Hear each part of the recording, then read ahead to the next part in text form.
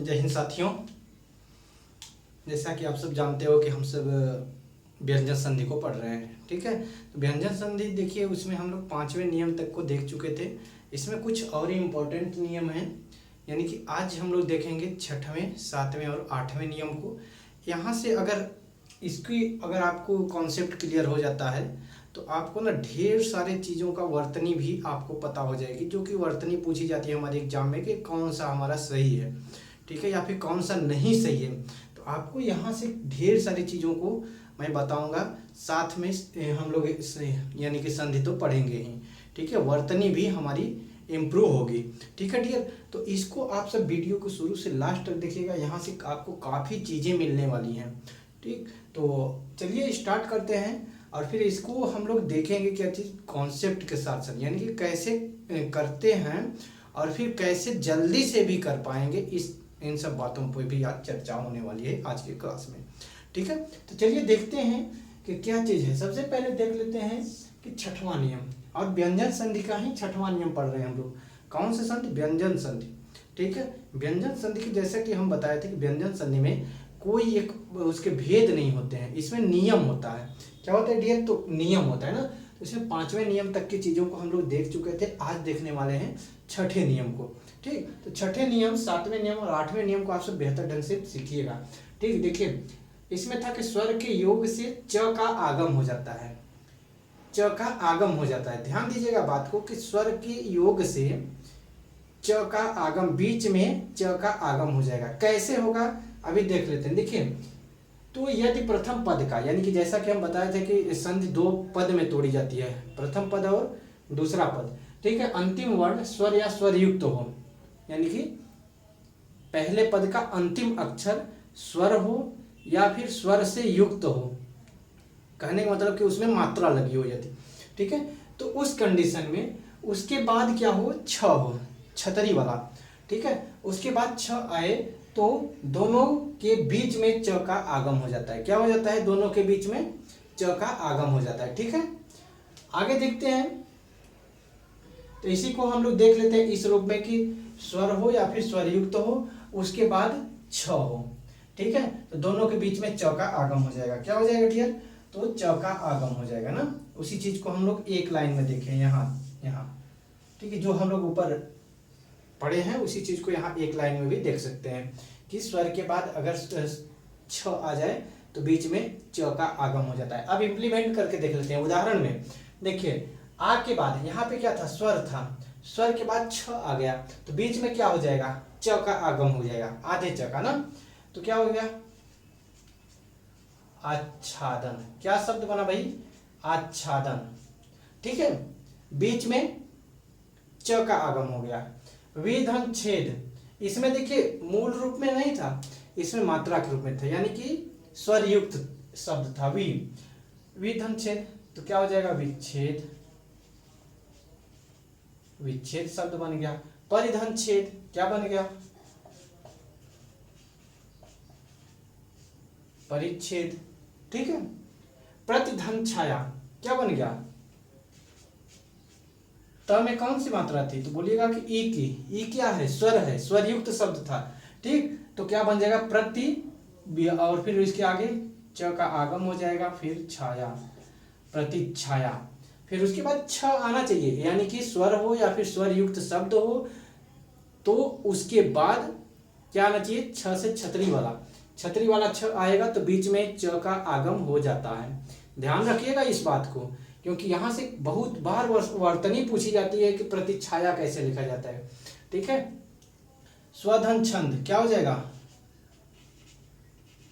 स्वच्छंद, स्वच्छंद। मातृछाया, मातृछाया, ठीक है। बातें समझ में आई? मातृछाया, मातृ प्लस छाया, बीच में च का आगम हो गया ना। अनु प्लस छेद क्या हो गया? अनुच्छेद।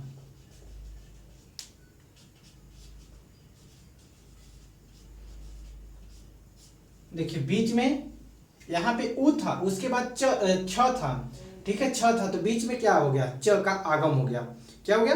च का आगम हो गया तो वहीं च बीच में लगा हुआ है आधा च, ठीक है। वृक्ष छाया, तो यहाँ पे क्या होगा, वृक्ष, छ में क्या था तो बोलिएगा कि अ था सर, लेकिन अ की कोई मात्रा दिखाई नहीं देती है, अ था। तो बीच, यहाँ पे बीच में आगम क्या होगा, च का, फिर छाया, वृक्ष की छाया ऐसे लिखा जाता है। ये नहीं कि वृक्ष और छाया ये लिख दे, तब तो वहाँ पे क्या होगा, संयोग होगा। लेकिन यहाँ पे क्या है, संधि है। संधि और संयोग में अंतर बताए थे हम कि जब ऐसे ही शब्द मिल करके जुड़ जाते हैं तो वहाँ पे संयोग होता है, लेकिन जब परिवर्तन के साथ, विकार के साथ जुड़ते हैं तो वहाँ पे क्या होता है, संधि होता है। तरुच्छाया, तरुच्छाया, फिर परिच्छाया, ठीक है। बातें समझ में आई। आगे देखिए सेकेंड नियम, यानी कि आज का सेकेंड और फिर व्यंजन संधि का 7वां नियम देखते हैं, ठीक है। देखिए न का ड़ में बदलना, न किस में बदल जाएगा डियर, तो बताइएगा कि ड़ में, ठीक है। और कब बदलेगा, इन सब चीजों को देख लेते हैं। देखिए यदि प्रथम पद में कहीं भी, यदि पहले पद में कहीं भी री हो, री की मात्रा हो, र हो, या फिर मूर्धन्य स हो, या फिर दंत्य स हो, यह हो तो, और द्वितीय पद में, उसके बाद द्वितीय पद में आने वाला न ड़ में बदल जाता है। फिर द्वितीय पद में यानी कि दूसरा पद जो होगा उसमें जो न रहेगा वह किस में बदल जाएगा, ड़ में बदल जाएगा। संधि समझ गए। क्या होगा कि पहले पद में किन किन बातों का ध्यान रखने हैं, री को, र को, स को और यानी कि ये वाला दंत्य स, ठीक, मूर्धन्य स और दंत्य स हो, री हो और र हो पहले पद में, और फिर दूसरे पद में आने वाला न ड़ में बदल जाएगा, ठीक। ध्यान दीजिएगा बात को। अब यही चीज यहाँ पे हमने देख लिया कि री, र, स के बाद अगर न आता है तो ड़ में बदल जाएगा। किस में बदल जाएगा, ड़ में बदल जाएगा ना। न किस में बदल जाएगा, ड़ में बदल जाएगा। ध्यान दीजिएगा इस बात को बिल्कुल, ठीक है। री के बाद न आया तो क्या हो जाएगा, ऋण। क्या बन गया डियर, ऋण, यानी कि कर्ज। कृप धन अन्न, एक इसमें मिला दीजिए, कृपण, कृपण माने कंजूस। कृप धन आन क्या हो गया, कृपाण। कृपाण किसे बोलते हैं, छोटी सी तलवार को, ठीक है। कृपाण, छोटी तलवार को क्या बोलते हैं, कृपाण बोलते हैं। जैसे कि सिख लोग अपने पास रखते हैं वो क्या होता है, कृपाण होता है ना। कृपाण तलवार का भी परिवाची है। परिधन नाम क्या हो गया, अब न को बदल दीजिए ड़ में। यहाँ पे जैसे बदले हैं, न को ड़ में बदल दिए, न को ड़ में बदल दिए, न को ड़ में बदल दीजिए, तो यहाँ पर भी न को ड़ में बदल दिए। परिणाम, परिणाम मतलब रिजल्ट, रिजल्ट हो गया यानी कि परिणाम, ठीक है। परिणय, परिणय, परिणय मतलब बंधन में। भर धन अन्न क्या हो गया, भर, न बदल दीजिए, किसमें बदलना है, ड़ में बदलना है। यहाँ पे देखिए ड़ में बदलना था तो भरण, भरण पोषण, ठीक है। बातें समझ में आई। आगे देखिए राम धन अयन क्या हो गया, रामायण, न को बदल दिए ड़ में। देखिए यहाँ पे देखिए दो संधि हुई है, राम प्लस अयन, यहाँ पे अ, यहाँ पे अ, दोनों मिलकर के क्या बना दिए, आ बना दिए, यानी कि दीर्घ स्वर संधि भी हुआ है। लेकिन हम यहाँ इस ड़ को देख रहे हैं कि ड़ कैसे बदलता है, ठीक है। ड़ कैसे बदलता है इस वाले बिंदु को हम लोग देख रहे हैं, न कि दीर्घ वाले यहाँ इसको देख रहे हैं। अगर आपसे पूछा जाता है रामायण में कौन सी संधि है तो डेफिनेटली आप क्या लगाइएगा, दीर्घ लगाइएगा। लेकिन अगर यहाँ पे ऐसे पूछा जाए कि इसका न किस तरीके से ड़ हुआ है तो आप बता सकते हैं कि व्यंजन संधि के रूल है, यहाँ पे व्यंजन संधि है, ठीक है। आगे देखिए भूष धन अन्न क्या हो जाएगा,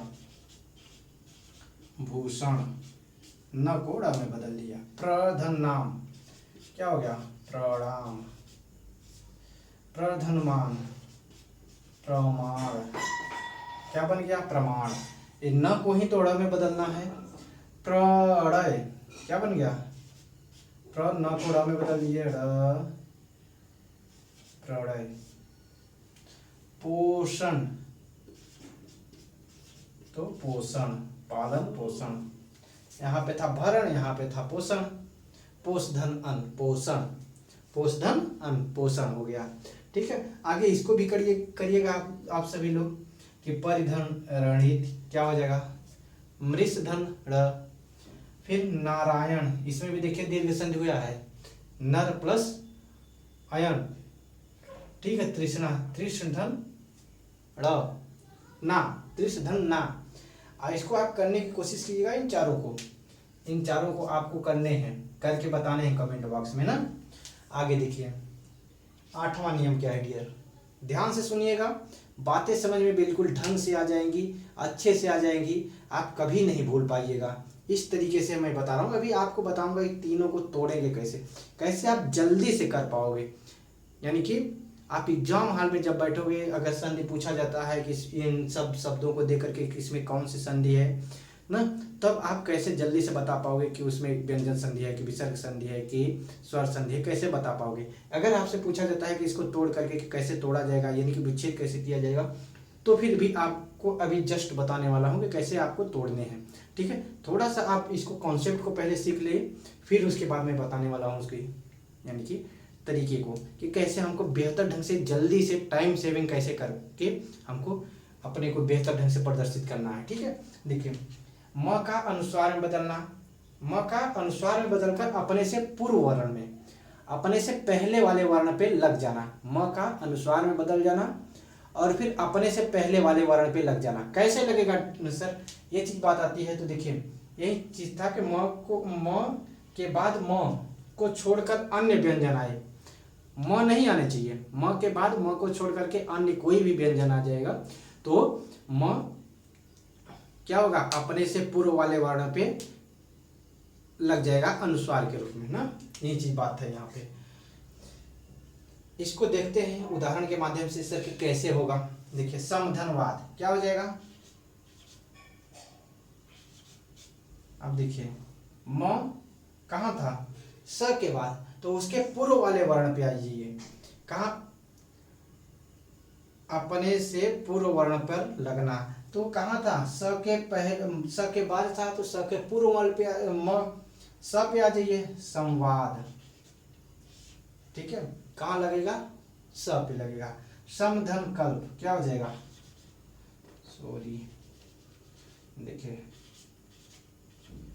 संकल्प, कहाँ लगा, म था स के बाद, तो स पे आके लग जाएगा क्या। अब देखिए अहम धनकार, अहंकार क्या हो गया, अहंकार। समझ में आई बात। देखिए म ही नहीं होना चाहिए, अगर म हो जाएगा तो वह द्वित्व में बदलेगा, न कि यहाँ वहां पे संधि होगा ना। ये वाला रूल नहीं लगेगा। अभी एक दो एग्जांपल भी मैं बताने वाला हूँ आपको कैसे। समधनहार क्या हो जाएगा, संहार क्या हो गया डियर, संहार। अलमधनकार क्या हो गया, तो अलंकार। क्या बन गया शब्द, अलंकार। अलंकार में पूछा जाएगा आपसे, कई एक बार पूछा गया कि अलंकार में कौन सी संधि है, तो बता दीजिएगा कि व्यंजन संधि है। कैसे है, अलमधनकार है। ठीक है, आगे देखिए समधन विधान क्या हो गया, संविधान। क्या शब्द बना डियर, बताइएगा कि संविधान। समधन क्रांति क्या हो गया,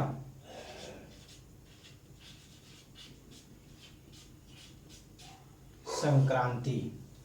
ठीक है, मकर संक्रांति। समझ में आई। चिरंधन जीव, म को अनुस्वार में बदल दीजिए, क्या हो गया, चिरंजीव। चिरंजीव क्या बन गया, चिरंजीव। धनम धनजय, धनंजय। अनुस्वार में बदल दीजिए। ये म था, म अनुस्वार में बदलेगा तो किस पे आएगा, ध पे, नहीं ध पे नहीं आएगा, बल्कि आएगा न पे। धनम धनजय, धनंजय। मृत्यु प्लस जय क्या हो गया,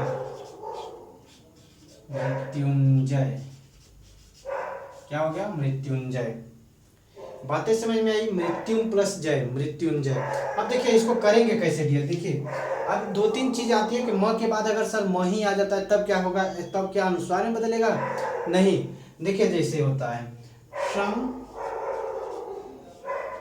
प्लस लित, मिलित, सम प्लस मिलित क्या हो गया? तो बताइएगा कि यहाँ पे शब्द बन जाएगा सम्मिलित।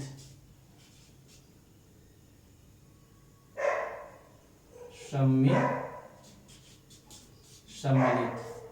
सम प्लस मान, सम प्लस मान क्या बन जाएगा? सम्मान बन जाएगा। ठीक है, इस तरीके से, न कि ऊपर बिंदी लगेगा, ऊपर बिंदी नहीं लगेगा वो, बल्कि द्वित्व में बदलेगा। म के बाद अगर म ही आता है तो वह द्वित्व में बदलेगा, न कि वह अनुस्वार में बदलेगा ना। यही बात यहाँ पे लिखा गया है कि म के बाद म को छोड़कर अन्य कोई भी व्यंजन आएगा तो म अनुस्वार में बदल जाएगा, लेकिन म के बाद म ही आ जाता है तो म द्वित्व में बदल जाएगा। ठीक है, द्वित्व में बदल जाएगा। ये बातें समझ में आ गई? बिल्कुल ढंग से, अच्छे से, बढ़िया समझ में आ गई। देखिए ठीक है, अब देख लेते हैं सर ये इसको तोड़ेंगे कैसे, और फिर अगर क्वेश्चन की फ्रेमिंग हो जाती है हमारे एग्जाम में तो कैसे कर पाएंगे सर, इस बात को हम लोग देख लेते हैं। देखिए अगर आपसे पूछा जाता है कि अनुच्छेद में कौन सी संधि है, ठीक है, तो आपको ध्यान रखना है कि च का आगम होता है किसमें? व्यंजन संधि में। ठीक है, ध्यान रखिएगा बात को, बिल्कुल ध्यान से सुनिएगा कि च का बीच में आगम होता है किसमें? व्यंजन संधि में। तो डेफिनेटली यहाँ पे व्यंजन संधि हुआ है। कुछ कीवर्ड आपको ध्यान में यानी अपने माइंड में रखने होंगे। ठीक है, तो वहाँ पे व्यंजन संधि होता है। अगर आपसे पूछा जाता है कि अनुच्छेद का विच्छेद रूप क्या होगा, यानी कि टूटा हुआ रूप क्या होगा, ठीक है, तो फिर आपको तब पर भी आपको ध्यान में रखने हैं कि च का आगम ही हुआ है, च का आगम ही हुआ है। स्वर के बाद अगर छ आता है तो च का आगम हो जाता है, तो च को ही हटा दीजिए, च को क्या कर दीजिए? बिल्कुल फिनिश कर दीजिए, वहाँ पे छोड़िए ही मत ना। ध्यान में रखिएगा कि च को बिल्कुल छोड़ देने हैं, उसको खत्म कर दीजिए, शहीद कर दीजिए। ठीक है, उसको शहीद कर देंगे तो बचेगा क्या? तो अनु प्लस छेद बचेगा। क्या बचेगा? अनु प्लस छेद बचेगा, अनुच्छेद हो गया। ठीक है, और फिर वह शब्द क्या बना? अनुच्छेद बना। देखिए तीन तरीके से क्वेश्चन की फ्रेमिंग हो सकती है कि इसमें संधि क्या है, या फिर इसका संधि रूप क्या है, या फिर इसका विच्छेद रूप क्या है। तीन तरीके से बन सकते हैं। ठीक है, तो देखिए इसको हमको च को ध्यान रखने हैं, च को शहीद कर देने हैं, कह देने हैं कि जाओ तुम, जब विच्छेद करने को पूछा जाएगा, और फिर जब संधि करने को पूछा जाएगा तो च को ला देने हैं। ठीक है, अवतरित कर देने हैं वहां पे। ठीक है, इन बातों को ध्यान रखने हैं किसमें? पहले, यानी कि आज के व्यंजन संधि के 6वें नियम में, या फिर आज के पहले नियम में, इन सब इसको ध्यान रखने हैं। ठीक है, आगे देखते हैं। ये वाले क्या है कि न का ड़ में बदलना। कब बदलेगा? जब री, र, स और स आएगा, यानी कि री आ जाए, र आ जाए, दंती स या फिर मूर्धन्य स ये आ जाए, उसके बाद न रहता है तो न किस में बदल जाता है? ड़ में बदल जाता है। जैसे राम प्लस अयन, ठीक है, रामायण था तो न था, रामायण न था, न ड़ में कैसे बदला? रामायण कैसे हुआ? ये सब बात कैसे हुई? व्यंजन संधि के हिसाब से हुई। लेकिन वहां पे अगर पूछा जाता है रामायण में कौन सी संधि होती है, तो वहां पे आपको बताना है कि दीर्घ संधि ही हुई है सर। क्या बातें समझ में आई? आगे देखते हैं, जैसे कि री प्लस न क्या हो गया? ऋण। तो ड़ है, ड़ बदला है, न का, इतनी बातें ध्यान रखनी है आपको। क्या रखनी है बात? ड़ न का बदला हुआ है, ड़ किसका बदला हुआ है? ड़ का। जैसे यहाँ पे प्रणाम था ना, तो ड़ को बदल दीजिए न में, प्र प्लस ड़ को बदल दीजिए न में नाम, प्र प्लस नाम। यहाँ पे प्रमाण था, ठीक है, प्र प्लस मान, तो न न किस में बदल गया? ड़ में बदल गया है, तो यहाँ पे न कर दीजिए, बातें खत्म हो गई। पोष प्लस अन, पोषण। ठीक है, नर प्लस आयन, न में बदलना है, ड़ को न में बदलना है जब हमसे पूछा जाएगा कि विच्छेद रूप पे तोड़िए।